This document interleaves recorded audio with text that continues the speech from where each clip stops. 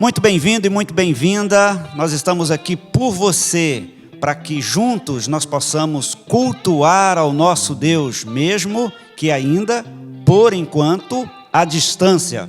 Eu quero ler um texto aqui, um texto que fala muito ao meu coração e eu espero que também fale ao seu. Um texto registrado pelo profeta Abacuque, no capítulo 3, a partir do versículo 17, ele diz o seguinte: ainda que a figueira não floresça, nem haja fruto na videira, ainda que a colheita de oliveira decepcione, e os campos não produzam alimentos, ainda que as ovelhas desapareçam do aprisco, e nos currais não haja mais gado, mesmo assim, eu me alegro no Senhor, e o cultuarei, porque Ele é o Deus da minha salvação.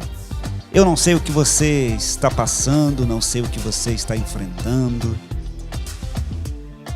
mas de uma coisa eu sei: Deus está no controle de todas as coisas. Por isso eu te convido que neste culto você possa entregar a Ele todas as suas preocupações, toda a sua ansiedade, tudo aquilo que tem tirado a sua paz. E mesmo que o contexto do qual você está inserido seja um contexto caótico, eu quero despertar você para a esperança de Abacuque. Ainda que a figueira não floresça, nem haja fruto na videira, ainda assim eu exultarei, eu o cultuarei, porque Tu és o Deus da minha salvação. Pai, que nesta oportunidade que nós temos de cultuar ao Senhor, que nós possamos nos entregar, que o Senhor receba o nosso louvor, a nossa adoração, e que tudo o que for feito aqui, Deus, seja para a honra e glória do Teu nome. Que o Senhor traga paz, que o Senhor traga tranquilidade, que o Senhor traga esperança ao coração de quem precisa. Que nesta noite, como o texto disse, haja salvação àqueles que precisam de esperança de dias melhores. Nós oramos assim, em Teu nome. Amém. Em Ti eu tudo posso, não há limites, minha força está em Ti, nada é impossível em Ti, olhos se abrem, muralhas caem, estou vivendo pela fé, nada é impossível.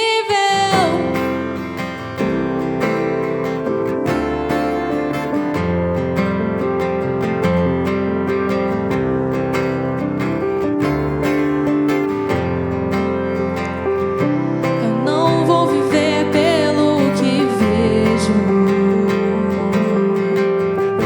eu não vou viver pelo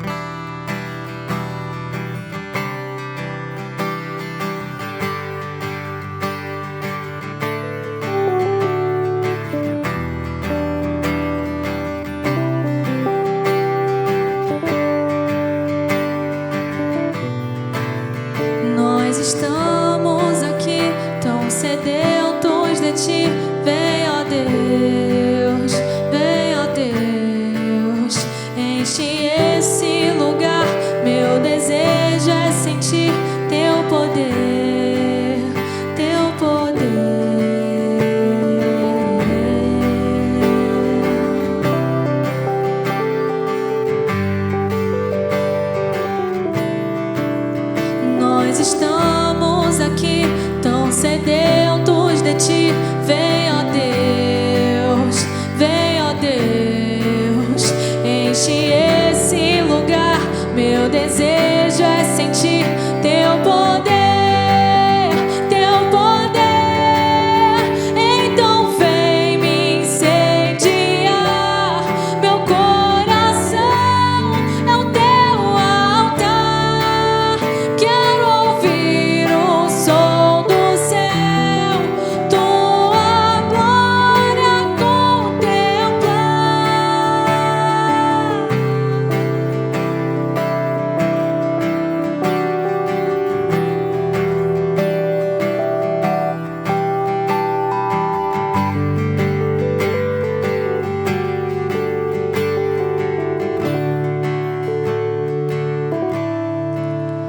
Nós estamos aqui tão sedentos de ti.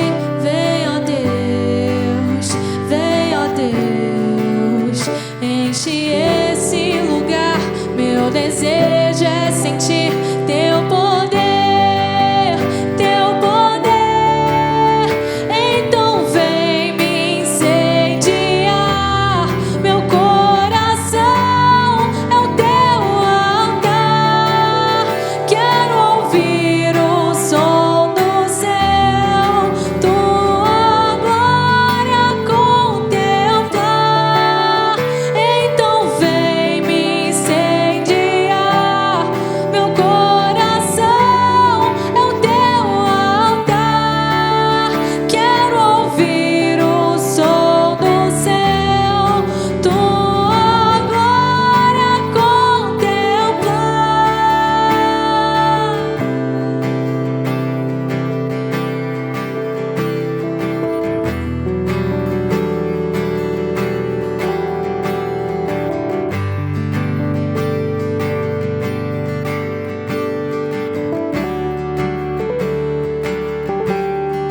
Te damos honra, te damos glória. Teu é o poder, pra sempre. Amém. Te damos honra, te damos glória. Teu é o poder, pra sempre. Amém. E então vem me incendiar. Meu coração é o teu altar. Quero ouvir o som do céu, tua glória contemplar.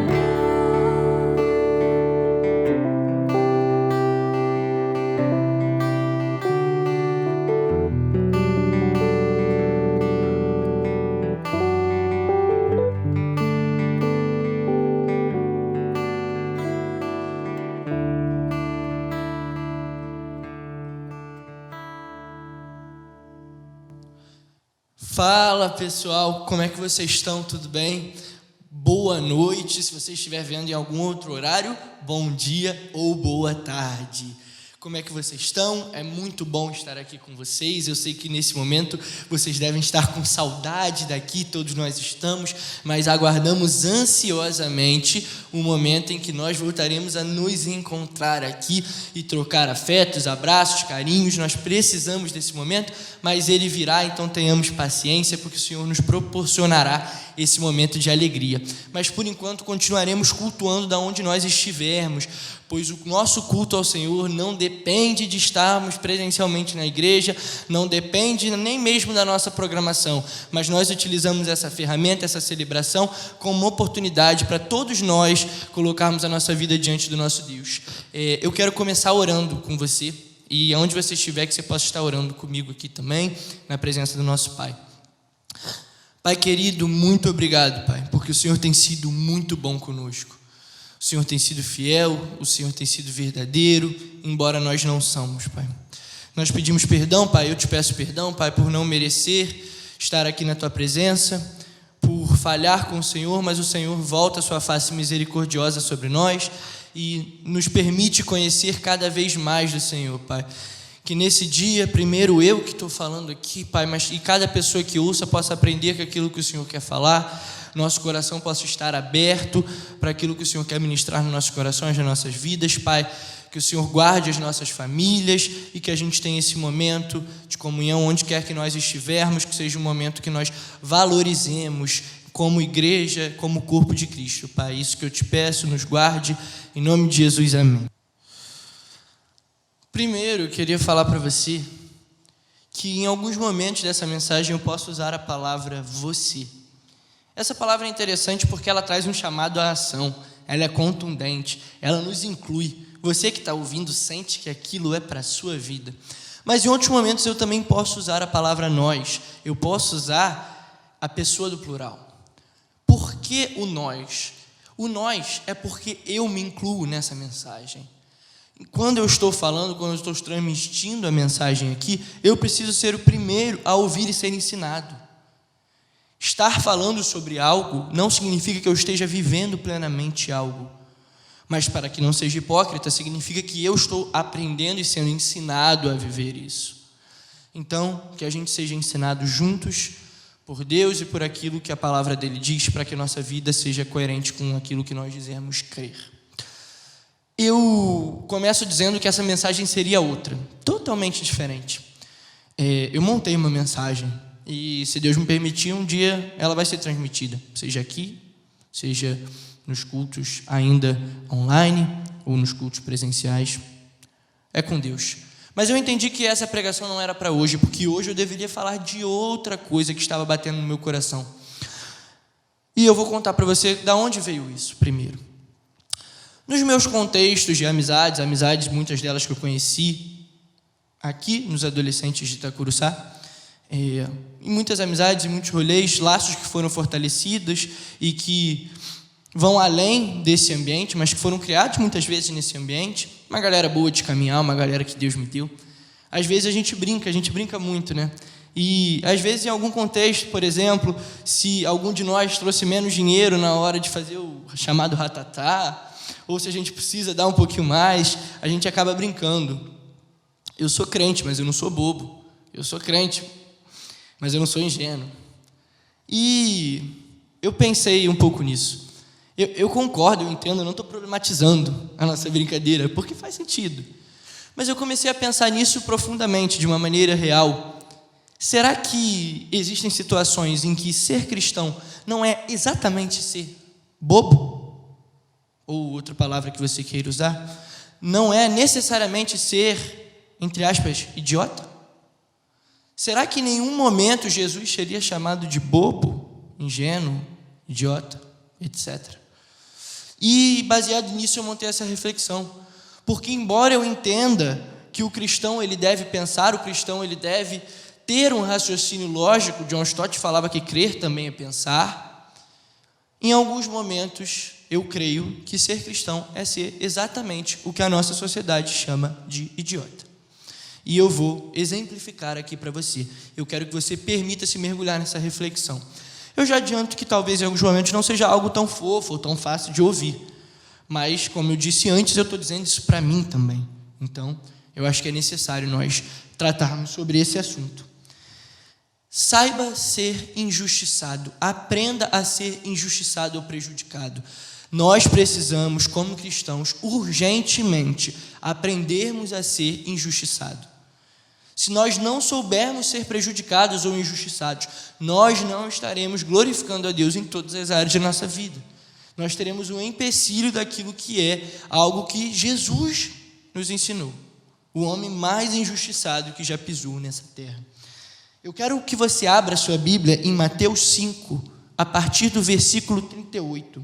Para te situar, Mateus 5 começa quando Jesus sobe no monte, vê as multidões, chama os seus discípulos e começa a pregar o famoso Sermão do Monte, que começa no capítulo 5 e termina ao final do capítulo 7. Inclusive, quando terminar essa celebração aqui, o culto continua, eu recomendo que você leia esses 3 capítulos do Sermão do Monte de Jesus, onde tem os ensinamentos talvez mais preciosos dele.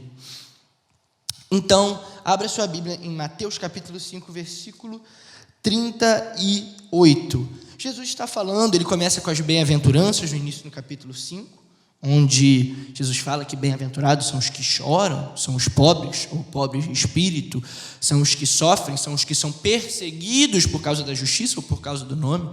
Uma inversão de valores totais, se pensarmos na cultura da época, na cultura vigente. E Jesus vai continuar essa inversão de valores aqui a partir do versículo 38. O versículo 38 diz, leia comigo: vocês ouviram o que foi dito, olho por olho, dente por dente. Eu, porém, lhes digo, não resistam ao perverso. Se alguém lhe der um tapa na face direita, ofereça-lhe também a face esquerda.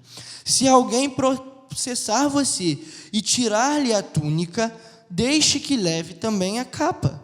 Se alguém obrigar você a andar 1 milha, vá com ele 2. Dê a quem lhe pede, e não volte as costas ao que quer lhe pedir emprestado. É forte o que Jesus diz aqui. E talvez a sua reflexão em casa, ao ouvir essa mensagem, seja: será que Jesus quis dizer isso mesmo? O que será que Jesus quis dizer? Isso aqui é muito forte, muito radical. Veja bem, quero fazer você pensar junto comigo. Radicalismos, eles são prejudiciais em geral na nossa sociedade. Concordo. E é importante a gente ter uma posição equilibrada. Radicais não dialogam. Radicais não se permitem ouvir. Não permitem que o outro fale. Radicais não têm espaço para a comunhão, para o diálogo, para as relações que Deus tanto institui. Então, nesse sentido, nós devemos evitar o radicalismo. Nós devemos buscar sermos equilibrados. Mas existe um outro sentido em que radical não é negativo, não. Porque, pensa comigo, se o que Jesus fala é contra totalmente a cultura, os valores empregados, e os valores empregados na cultura, na mentalidade, na sociedade, na estrutura, é radicalmente errado, é radicalmente odioso, é radicalmente vingativo, uma transformação radical é boa. Nesse sentido, ser radicalmente amoroso, como Jesus prega, é muito importante. Nesse sentido, Jesus é radical, porque leva até as últimas consequências. Veja bem o que eu estou dizendo. Os radicalismos que não se permitem dialogar, eles são ruins.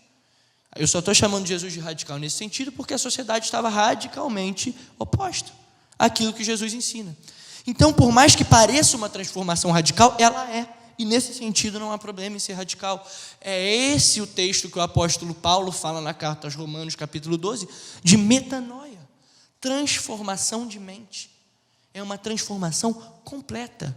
É isso que quando nós cantamos na música Esvazie de mim, ou Liberta-me de mim, isso que quer dizer essa transformação radical, abrir mão de todos os valores pré-concebidos por mim, que foram ensinados, alguns que eu até achava, entendia, que tinham uma visão cristã por trás, mas que ao ter uma análise mais profunda do Evangelho e de Jesus, eu percebo que não são tão cristãs assim. E que logo eu preciso de uma transformação radical no meu estilo de vida, no meu estilo de pensamento. O que Jesus propõe aqui é uma transformação radical. E não se assuste, está tudo bem. E por que isso é radical para nós? Por que é difícil ouvir isso? O texto que nós lemos começa no versículo 38. Vocês ouviram o que foi dito, olho por olho, dente por dente.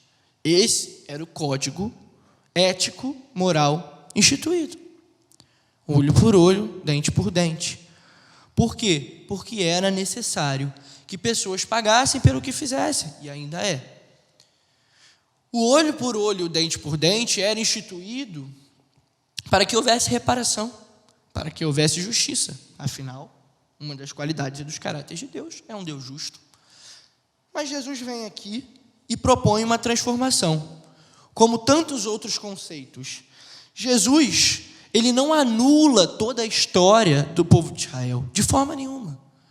Jesus, inclusive, cita muitos profetas. Jesus cita em vários momentos, cita Isaías. Jesus cita Moisés. Jesus tem encontro com Elias. Jesus não anula toda a tradição do povo de Israel.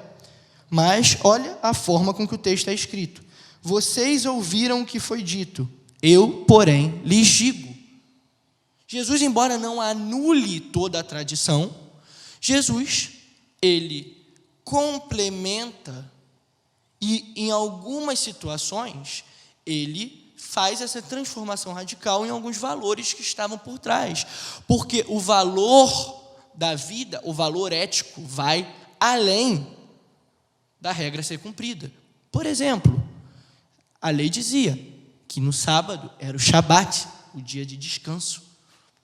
Mas se o meu irmão, criado por Deus, à imagem e semelhança dele, corre risco de vida, o valor que deve me guiar é a vida. O valor pelo qual foi instituído o Shabat, para termos, por exemplo, é um valor correto, é um valor de Deus, é o tempo de descanso. Nós precisamos, mas quando meu irmão corre risco de vida, isso precisa estar em segundo plano quanto à vida do meu irmão. Então, nesse sentido, Jesus não anula a tradição, mas ele, quando necessário, para que o valor da vida seja realmente prioridade, ele complementa. Vocês ouviram o que foi dito, eu, porém, vos digo. E nós vamos mais para frente, a gente vai voltar nessa ótica do olho por olho, do dente por dente, e a gente vai entender isso. Mas ao final, guarda aí um pouquinho ela. Eu quero continuar, porque qual a aplicação prática que esse texto tem na nossa vida? Obviamente, o que eu não estou dizendo, e o que Jesus não está dizendo, é que em todos os contextos você nunca vai se defender de coisa nenhuma. Jesus não está dizendo isso. Mas o contexto em que Jesus traz esse ensino é um contexto em que a ótica da vingança predominava. E nós precisamos refletir se esse não é o tempo hoje. A gente não fala em cultura do cancelamento. A ótica da vingança predomina, será ainda? E a gente tem mais um problema para a nossa época. Talvez a ótica da vingança predominasse de forma explícita no Antigo Testamento.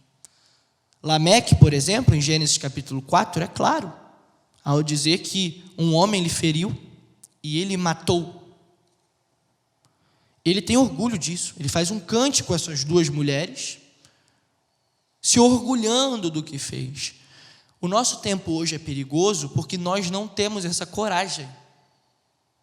Nós somos vingativos disfarçados de justos. Nós confundimos o conceito de justiça, que é um atributo divino, com vingança. E quando queremos ser vingativos, usamos o nome da justiça. Deus é amor, mas também é justiça. Não, Deus é amor e Deus é justiça.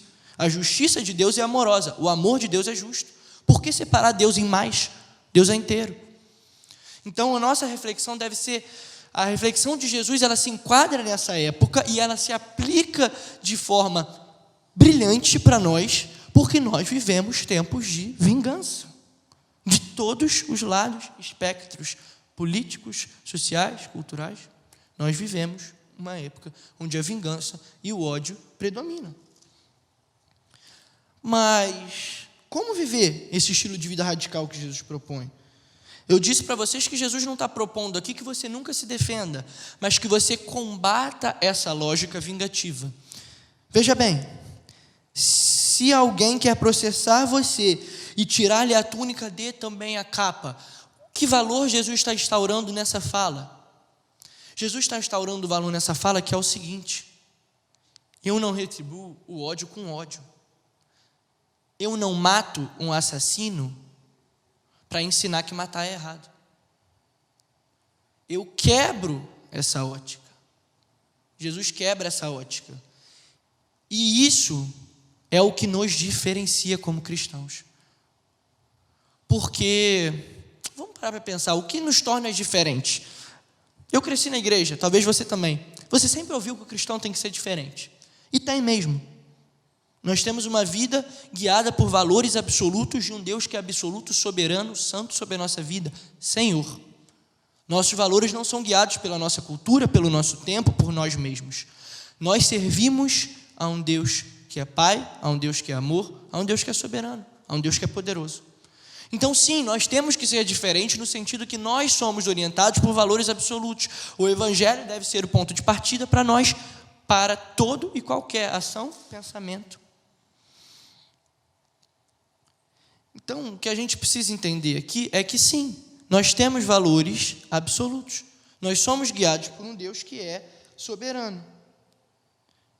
Então, nós somos diferentes nesse sentido, mas existe um outro sentido em que nós somos diferentes, para além dos nossos comportamentos, para além das nossas atitudes.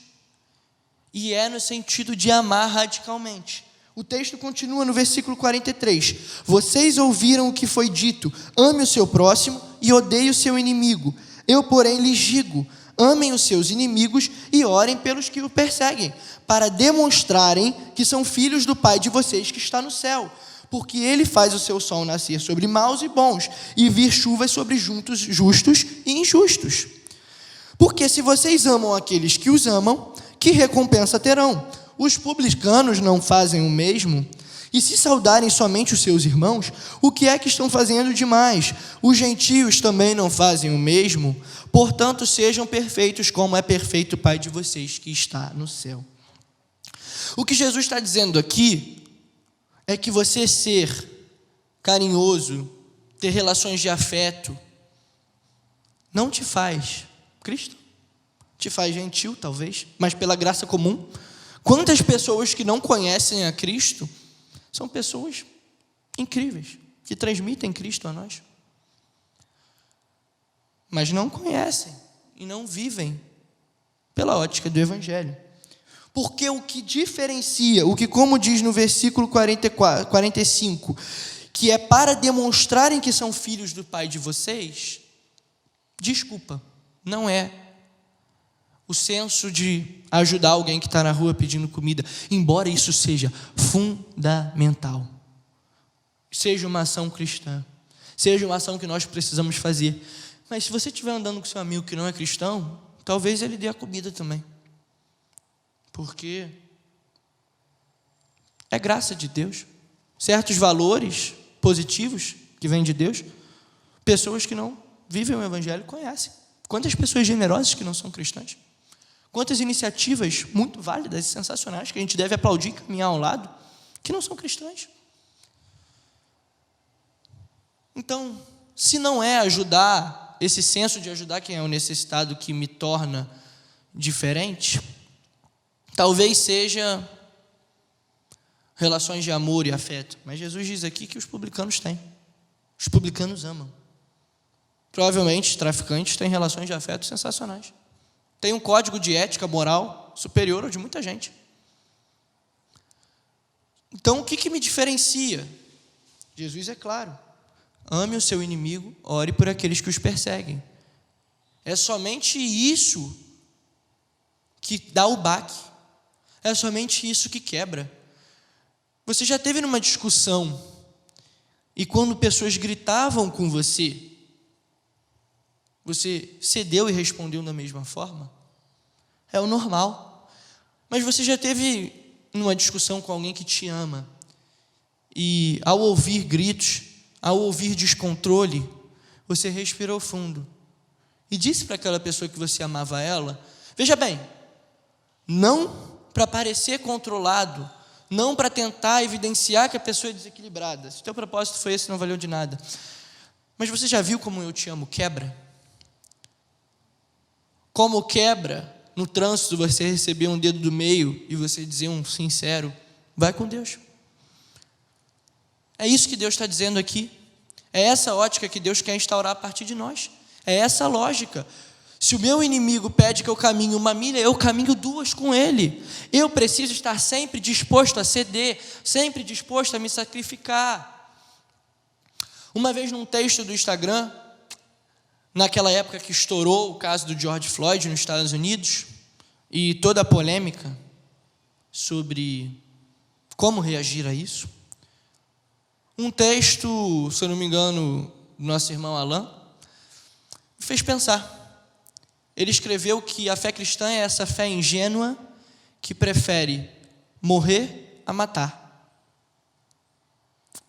E ele completa com a reflexão para aquele momento. Mas eu quero pegar essa parte da reflexão. Essa fé ingênua, essa fé boba, essa fé idiota aos olhos do mundo. Não tenha medo disso.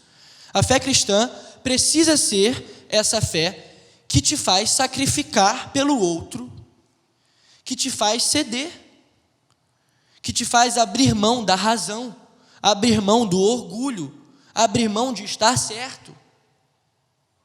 O que vale?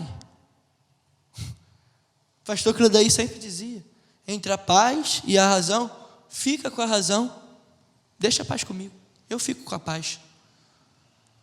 Nós precisamos viver essa ótica que Jesus nos chama a viver. E trazendo para essa reflexão dessa época dos protestos nos Estados Unidos e de toda a questão racial que estourou no mundo inteiro, nos Estados Unidos, no Brasil, no mundo inteiro, a gente ainda enfrenta esse pecado estrutural. A gente lembra da vida de um irmão nosso, que com certeza foi chamado muito de bobo. A gente lembra de Martin Luther King. Ele é um dos que preferiu morrer a matar, que viveu essa fé ingênua do cristianismo, que tinha todos os motivos, todas as razões para estar irado. Mas seu fim foi um fim de quem entende a ótica do Evangelho.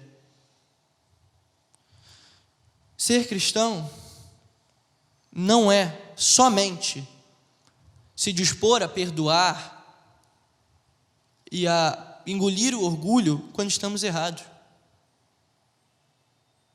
mas dispostos a fazer isso quando estamos certos. De que vale a razão? Martin Luther King falava que o ódio é um fardo muito pesado para se carregar. Ele escolheu ficar com amor. Numa situação onde ele tinha toda a razão, toda a justificativa. E eu quero te fazer refletir, quero que nós refletamos juntos sobre situações onde nós temos certeza absoluta, onde todas as provas e evidências apontam para que uma situação que nós fomos injustiçados e prejudicados. E veja bem que você tem todo o direito de agir de uma forma que vá contra isso, de uma forma que combata isso, de uma forma exaltada. Você tem o direito, tem. Mas a minha reflexão é: abra mão desse direito em nome desse Jesus, que não só é seu Salvador, mas que você declara quando é batizado que é seu Senhor. No Novo Testamento, esse Senhor é a mesma palavra usada para o imperador romano, é a mesma palavra usada para um dono de um escravo. Você ainda quer estar certo?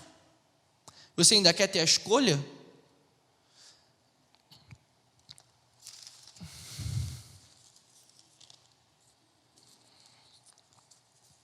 Agora eu quero que a gente vá para um outro texto de Jesus, porque por enquanto Jesus está falando. E muita gente fala muita coisa. A gente mesmo fala muita coisa. A minha preocupação é para agora eu não estar falando muita coisa. Então, você tem Martin Luther King aqui, mas vamos para o nosso maior modelo, para o Cordeiro, para o único digno de ser adorado, para o Deus que se encarnou. Vamos para o homem mais injustiçado. Se a gente precisa aprender a ser injustiçado, vamos para o homem mais injustiçado da terra. Vamos pular para Marcos, capítulo 14, a partir do versículo 56. Abra a sua Bíblia aqui, que eu vou abrir a minha aqui. Qualquer coisa, você pausa o vídeo aqui, até você achar. Marcos, capítulo 14, a partir do versículo 56, Jesus está no Sinédrio. O que é isso, Luan? Jesus está sendo julgado, prestes a ser crucificado. O sumo sacerdote, líder da religião judaica, está diante de Jesus. E nesse momento, Jesus está sendo levado sem cometer crime algum. O Salvador da humanidade, o homem que curou pessoas, o homem que por onde passou transformou realidades. Ele está sendo julgado injustamente. Vamos ver a postura de Jesus aqui, o que ela ensina para nós. Versículo 56. Pois muitos testemunhavam falsamente contra Jesus, mas os depoimentos não eram coerentes. E levantando-se, alguns testemunhavam falsamente, dizendo: nós o ouvimos declarar: eu destruirei esse santuário edificado por mãos humanas, e em 3 dias construirei outro, não por mãos humanas. Nem assim o testemunho deles era coerente. Preste atenção nisso aqui. Versículo 60. E levantando-se o sumo sacerdote no meio, perguntou a Jesus: você não diz nada em resposta ao que estes depõem contra você? Jesus, porém, guardou silêncio e nada respondeu. Preste atenção nisso aqui. Deixa que o texto fale com você. Como eu gosto de ouvir, pensar, refletir, uma frase que eu gosto muito. Não lê só o texto, não. Deixa o texto te ler. Jesus ficou em silêncio. Imagina se Jesus quisesse falar. O quanto que ele poderia falar. O quanto que ele poderia expor a vida daqueles homens que estavam acusando. Aqueles homens que iam no templo, prestavam sacrifícios, tinham uma vida religiosa exemplar, faziam jejuns. Mas quando passava o samaritano, deixavam caído. Imagina o quanto Jesus tinha para falar para aqueles homens. O Filho de Deus, digno de todo poder, louvor, adoração, honra. Imagina. E Jesus fica calado. Deixa isso te tocar. Deixa isso te tocar. Jesus fica calado quando tinha o direito de responder. O capítulo 14 continua, Pedro nega Jesus. O texto continua no capítulo 15, a partir do versículo 1, preste atenção nisso. Logo pela manhã, os principais sacerdotes entraram em conselho com os anciãos, os escribas e todo o sinédrio, e amarrando Jesus, levaram-no e o entregaram a Pilatos. Pilatos perguntou: você é o rei dos judeus? Jesus respondeu: o Senhor está dizendo isso. Ou em outras versões, tu o dizes. E os principais sacerdotes o acusavam de muitas coisas. Então Pilatos tornou a perguntar: você não vai responder nada? Vejam quantas acusações fazem contra você. Jesus, porém, não disse mais nada, a ponto de Pilatos muito se admirar. Olha para esse texto. Jesus calado, na segunda vez, o Filho de Deus, Deus encarnado, calado, quieto, diante de acusações falsas. Porque tem um princípio que Jesus seguia que é muito interessante: o justo não se justifica. Para o nosso contexto, o justo, no nosso contexto, justo não aquele que é justo em si mesmo, como era Jesus, mas aquele que já foi justificado, não precisa se justificar. E é isso que norteia a teologia do apóstolo Paulo. Inclusive, sobre se justificar, estar errado ou estar certo, todas as coisas que mexem com o ego humano, termina esse culto, vai na Amazon, vai em qualquer site e compra o livro O Ego Transformado. Faz esse favor para a tua vida. Mas continuando aqui, nós precisamos aprender a ser injustiçados. Nós não sabermos ser injustiçados revela uma crise de identidade de quem ainda não entendeu o que te define. E como eu disse, eu falo isso para mim mesmo. Caminhando, que o silêncio de Jesus nos ensine. E eu quero trazer isso para o nosso contexto atual mais uma vez, para dentro da nossa igreja. Eu quero que você abra a sua Bíblia em 1 Coríntios 6, versículo 1 a 3. Contendas na igreja, será que existe? Paulo está falando disso. Vai abrindo aí. Atos, Romanos, Coríntios está aqui. 1 Coríntios 6, de 1 a 3. 1 Coríntios 6, de 1 a 3, Paulo diz: quando alguns de vocês têm uma questão contra outro, como se atreve a submeter isso a juízo diante dos injustos e não diante dos santos? Ou vocês não sabem que os santos hão de julgar o mundo? Ora, se o mundo deverá ser julgado por vocês, será que vocês não são competentes para julgar as coisas mínimas? Por acaso vocês não sabem que havemos de julgar os próprios anjos? Quanto mais as coisas dessa vida. O que Paulo está falando aqui não é que em nenhuma situação você pode levar algo que ocorreu dentro do ambiente eclesiástico, dentro de uma igreja, com um irmão, com alguém crente, para o âmbito de uma justiça. É claro que se você tem uma relação, por exemplo, com alguém que é pastor, alguém que é líder, o que for, e se alguém comete um crime, comete um abuso contra você, você deve denunciar. Não é isso que Paulo está falando. Mas o princípio que está sendo ensinado aqui era o seguinte: o texto é de Coríntios, da cidade de Corinto. Até hoje é usado em vários contextos essa palavra, para marcas, para coisas. Por quê? Porque remete a algo ruim, remete à imoralidade sexual, remete à promiscuidade, a marca daquela cidade. Então, o evangelho é pregado lá, e os cristãos de Corinto começam a surgir. E Paulo falando para eles: imagina aquele cenário, imagina aquele contexto, mergulha na história, entra no lúdico, como Mateus dizia. Entra no lúdico, imagina aqueles cristãos que eram convertidos e o impacto que eles geravam naquela cidade, que tinham cultos a deuses, adoração a falsos ídolos, prostitutas cultuais, a terra da libertinagem. Imagina o efeito que isso tem para pessoas que se entregam a Jesus. Mas naquele momento havia um problema, porque os problemas que diziam respeito aos crentes, aos cristãos, à igreja, estavam sendo levados para fora da igreja desnecessariamente. Paulo está falando para os coríntios, ou Paulo está falando para o século 21, para a igreja brasileira? Porque eu acho que deixa a gente na dúvida. Problemas nossos aqui que não atentam contra a vida, que é o valor maior de todos, e por isso a exceção de Jesus naquele caso, e por isso a exceção de se algum valor atenta contra a sua vida, contra a sua saúde emocional, saúde física, sim, leve para fora, leve a um tribunal, denuncie. Mas tirando essa exceção, nós não precisamos levar os problemas daqui de dentro para fora. Nós não precisamos ser esse cristão que vai colaborar para que a imagem da igreja seja deturpada. Veja bem, Jesus falou que os crentes vão ser odiados. Mas quando Jesus falou que os cristãos vão ser odiados, eles vão ser odiados por justamente combater essa cultura.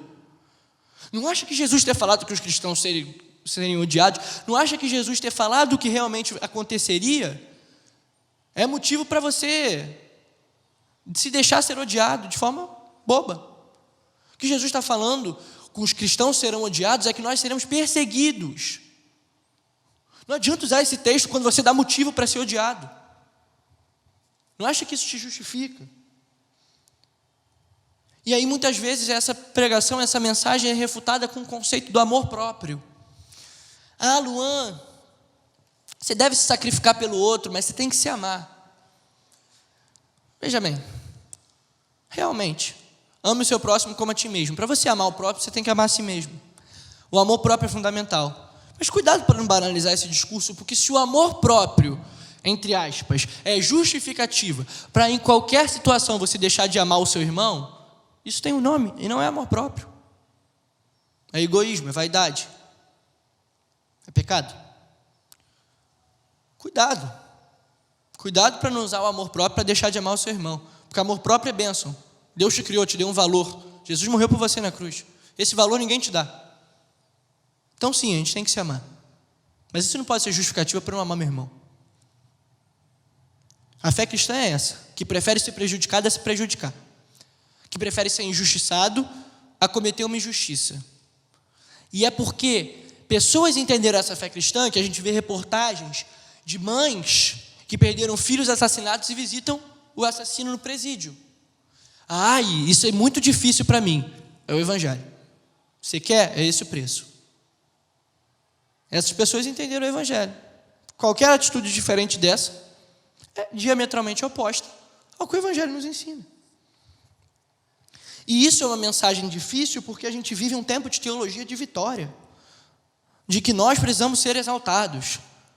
de teologia de prosperidade. E veja bem, eu sei que vocês já estão numa maturidade, que estão me ouvindo, que facilmente vão combater o fácil ensino de alguém dizer, adora a Deus que você vai ficar rico. Tudo bem, isso você já, graças a Deus, a gente está num ambiente privilegiado. Vocês já sabem que isso é um falso ensino. Mas eu me pergunto, tem muito falso ensino camuflado. Tem muito que não é escancarado dessa forma.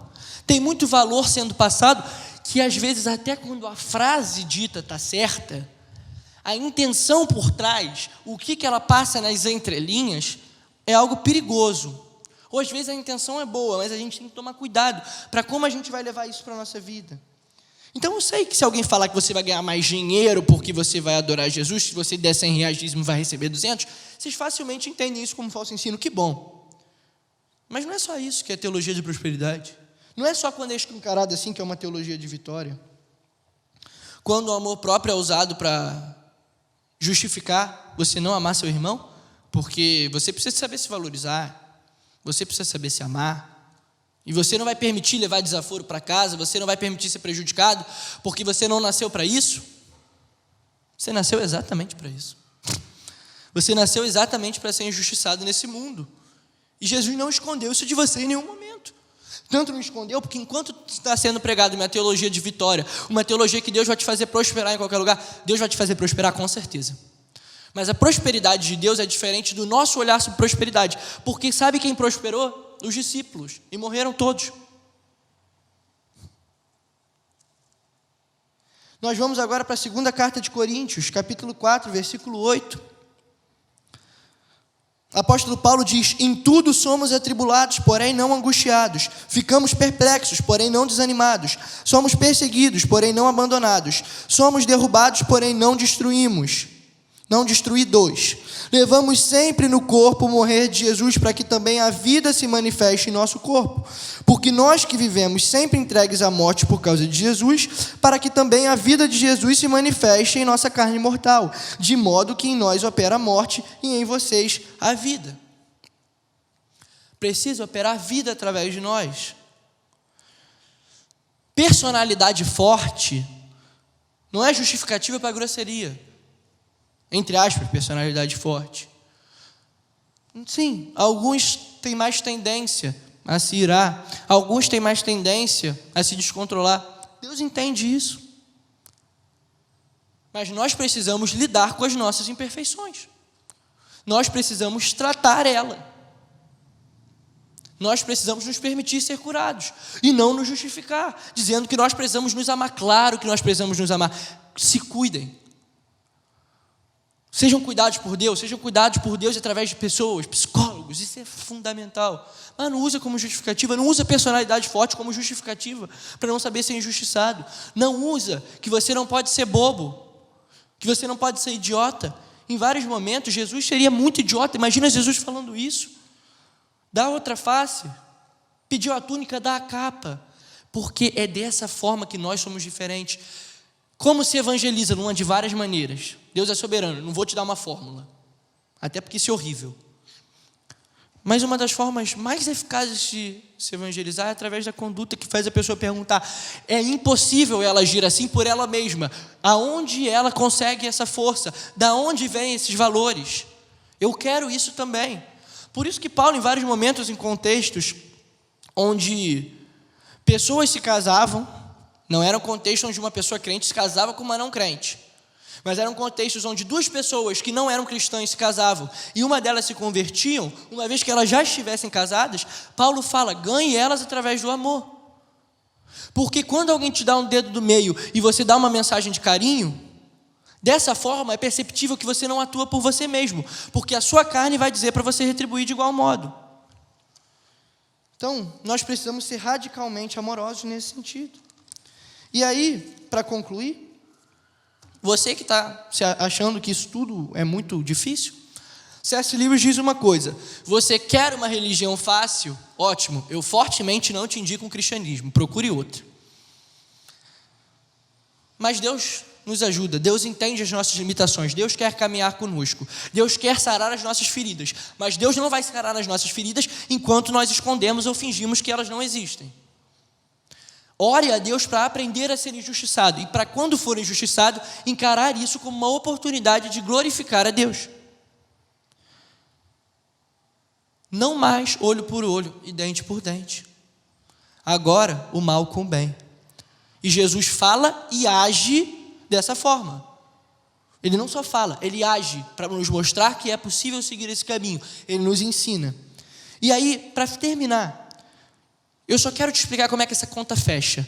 Porque Hebreus, capítulo 13, versículo 8, diz que Jesus Cristo é o mesmo ontem, hoje e para sempre. Deus é o mesmo. Luan, o Deus do Antigo Testamento é outro? Não, é o mesmo. Nosso Senhor soberano. Salvador, amoroso, gracioso. Talvez você não entenda isso. E se você não entende, Deus te mostra no caminho. Não desiste, não. Mas se Deus é o mesmo, por que antes valia o olho por olho e dente por dente e agora não vale mais? Ou melhor, será que no nosso conceito de justiça não é injusto o ladrão da cruz, por exemplo, ser salvo? A vida inteira de pecado? Vamos lá. Romanos 6,23 diz que o salário do pecado é a morte. É esse princípio que norteia o olho por olho, dente por dente. Alguém precisa pagar pelo que fez. Nada sai impune. A fé cristã não é uma fé ingênua, de fato, que deixa as coisas impunes. Não é uma fé que passa a mão na cabeça. Então, por que o olho por olho, dente por dente não é aplicado mais hoje? Então, aquele que cometeu o crime, o pecado, ele fica impune? Não, na esfera humana a gente tenta punir ele dentro da lei. Mas se não for punido da esfera humana, ele ainda está impune?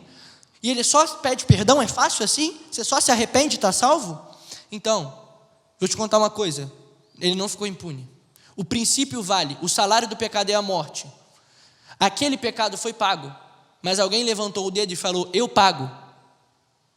O pecado não passou impune. E é essa a ótica do reino de Deus. Todo pecado cometido na humanidade foi pago por Cristo na cruz. Todo assassinato, todo estupro, eu sei que é forte, foi pago por Cristo. Então, por isso que essa conta fecha. Jesus levou sobre si as nossas transgressões e nossos pecados. Isaías. Então, nesse momento eu quero pedir que você agradeça a Deus a oportunidade de, quando for injustiçado, não retribua dessa forma, para que dessa forma o mundo nos enxergue como filhos de um Deus vivo, diferente de todo o resto. Que nós caminhemos nessa direção. Que Deus nos abençoe. É isso, galera.